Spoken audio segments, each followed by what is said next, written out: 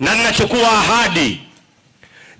ahadi, nitakuja kuuliza swali, nachukua ahadi, ikipatikana aya kwenye Biblia inasema Sabato ni siku ya Jumamosi, wallahi wa billahi wa talahi, Mungu afute amali zangu na hawa Waislamu wote, wallahi leo wanakuwa wa Sabato hapa. Biblia iseme Sabato ni Jumamosi. Mmepiga haleluya? Biblia iseme. Mimi naweza kuwapa, nafikiri mimi naweza kuwapa na uhakika. Ameahidi hapa kwamba ikitolewa aya kwamba siku ya Sabato ni Jumamosi, huyu bwana amesema yuko tayari kubatizwa. Sasa dakika moja niweke sawa, nimlipe alichokiahidi. Bwana sifiwe. Amen. Msomaji, naam, Luka 23:53. Piga hiyo. 23:53 inasema, twende pale. Kisha akaushusha mwili huo toka msalabani. Sikiliza sana bwana Mazinge. Akauzungushia sanda ya kitani. Sawa. Akauweka katika kaburi lilokuwa limechongwa. Siku ile Yesu alipokuwa anakufa msalabani, twende. Ambalo alikuwa limetumika. Siku hiyo, sikiliza Mazinge. Siku hiyo ilikuwa Ijumaa. Na maandalio ya siku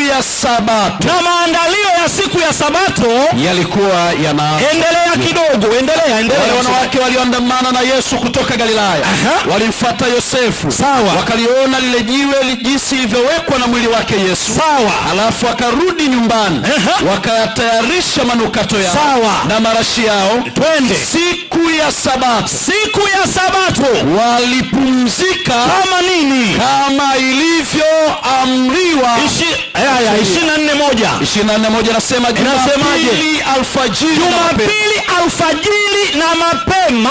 Wale wanawake waliokwenda kabrini. Inatosha. Kwa hiyo hapa nazungumza siku tatu, siku ya Ijumaa, Sabato na Jumapili. Hivyo Sabato ni siku iliyo katikati ya Ijumaa na Jumapili. Bwana sifiwe. Amen. Akasema imetajwa Ijumaa na Jumapili. Mbona umesahau siku iliyo katikati ya Ijumaa na Jumapili? Kwani ni lini? Bwana Yesu asifiwe. Amen. Si hata akili ya kuzaliwa tu inakufundisha kwamba ni Jumamosi? Bwana Yesu asifiwe. Hata wewe mwenyewe kuhesabu, ukifika Ijumaa huruki kwenda Jumapili, unapitia Jumamosi ndio unaenda Jumapili. Bwana Yesu asifiwe. Amen. Sasa ili Mazinge wewe ukuliona, lakini kwa sababu uliomba neno Jumamosi, ngoja nikupe. Biblia ina mambo mengi. Msomaji, 27 Matendo. Soma hiyo. Naam, Matendo 20. Si uliomba haya, sikiliza sasa. Inasema, Jumamosi.